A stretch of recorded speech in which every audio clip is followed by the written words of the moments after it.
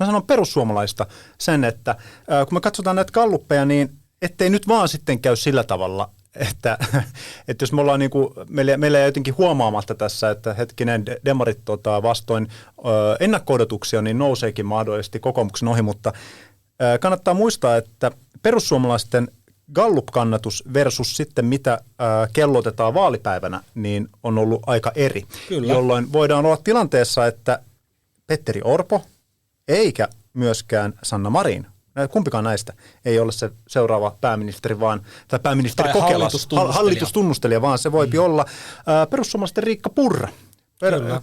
Persut voi tulla tuossa aivan hyvin kirjakaulan ja olla ykkösenä. Ja tämä oli osa demareistakin ollut tuolla taustakeskustelussa sitä mieltä, että tämä niin kuin perussuomalaisten yllätyskyky on niin kuin huomattava. Ja sitten kun muistetaan, mitä se persujen ja demareiden niin kuin ero oli viime vaaleissa, niin tämä on kolikon heitto. On. Ja sitten me tullaan hyvin jatkaa tuohon, mitä Jari äsken alusti, niin jatkaa siitä. Nimittäin olen jutellut sekä kokoomuksen että demarin ydinvaikuttajien kanssa, ja molemmat ovat sitä mieltä, ja nyt tulee hyvät Puskaradion kuuntelijat uutinen. Mikäli perussuomalaiset on suurin puolue, Riikka Purrasta ei tule pääministeriä, vaan kokoomus asettaisi ilmasto- ja EU-politiikan ehdot sellaisiksi, että hallituksen on tehtävä EU-myönteistä politiikkaa, eikä ilmastopolitiikasta saa tehdä takapakkia. Demarit vastaavasti ei lähtisi missään oloissa Riikka Purran johtamaan hallitukseen, jolloin tullaan siihen pisteeseen, että perussuomalaisten ei ole mahdollista todennäköisesti hallitustunnusteluissa saada kokoon heidän ohjelmapapereillensa tukea antavaa hallituspohjaa.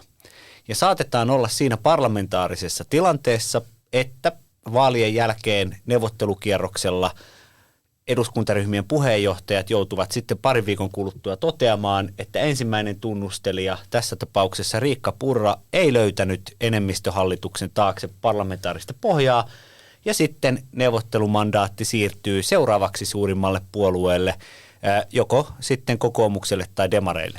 Mutta meillä siis voi olla tilanne, että perussuomalaiset voittaa vaalit, mutta Riikka Purrasta ei tule pääministeriä. Jos demarit on kakkosena... Pitää käydä äkkiä kirjoittaa, ennen kuin tämä lähetys ajetaan ulos, niin tämä juttu on uutiseksi. Niin, mutta perussuomalaiset voittaa vaalit, Riikka Purrasta ei tule pääministeriä. SDP on kakkonen, Sanna Marinista ei tule pääministeriä. Onko meillä pääministeri kato? No jos SDP on kakkonen, niin sitten Marin lähtee yrittämään muodostaa hallitusta. Mutta mä olen siis jutellut sekä SDPn että kokoomuksen ydinvaikuttajien kanssa. En voi sanoa heidän nimiänsä, koska se rikkoisi lähdesuojaa. Molemmat ovat sanoneet, että mikäli Riikka Purra on ykkönen, on erittäin todennäköistä, että kumpikin puolue, kokoomus ja demarit, siis omilla tahoillansa, tekevät sen ratkaisun, että he eivät lähde Purran kanssa hallitusneuvotteluihin, koska he eivät halua EU-vastaista pääministeriä.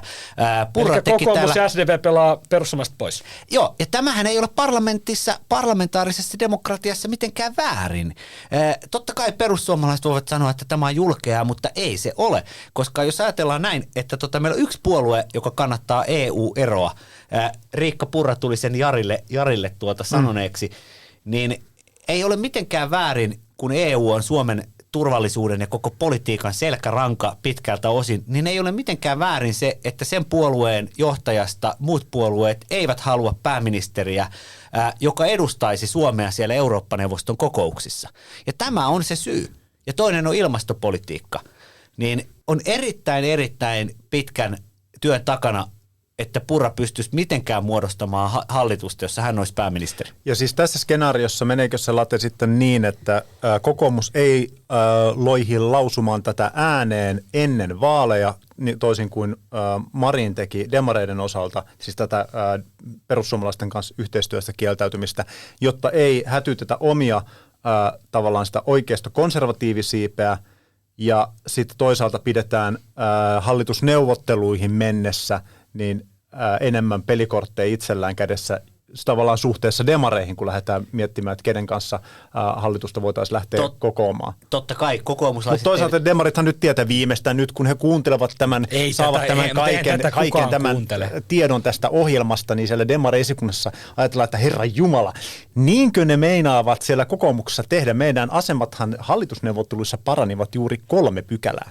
Näinhän ne tekee, ja tässähän on juuri se, että tämä politiikassa tehdään niin, että asiat viestitään julkisuuteen kertomalla niistä, että niistä voidaan kirjoittaa ja puhua, ja sillä tavalla välitetään se viesti äänestäjille, koska kokoomuslaisten ongelma, yksi niistä on tällä hetkellä se, että vaikka Marin sai paljon kritiikkiä osaksensa sanomalla, että perussuomalaiset on hänen mielestänsä rasistinen puolue, niin siitä on seurannut kokoomukselle ongelma, koska sanomalla näin SDP pyrkii viestimään, että ääni kokoomukselle on ääni perussuomalaisille. Ja tämä heikentää kokoomuksen kannatusta. Juttelin tästä eilen kokoomusaktiivin kanssa. Niin tämä heikentää kokoomuksen kannatusta Uudellamaalla ja Helsingissä, joiden vaalimenestyksestä riippuu kokoomuksen mahdollisuus olla pääministeripuolue. Koska eteläisessä Suomessa on paljon liberaaleja porvariäänestäjiä, jotka eivät arvosyistä ja ilmastopolitiikan syistä halua perussuomalaisia hallitukseen, mutta he haluaisivat äänestää porvaria. Ja jos he kokevat, että kokoomuksen aikomuksena on muodostaa perussuomalaisten kanssa hallitus, niin heistä osa saattaa Helsingissä äänestää vaikkapa Atte Harjanteen kaltaista vihreää poliitikkoa ja Uudellamaalla sitten vaikka RKP:tä, naiset ja osa miehistäkin demareita, jotain muuta puoluetta.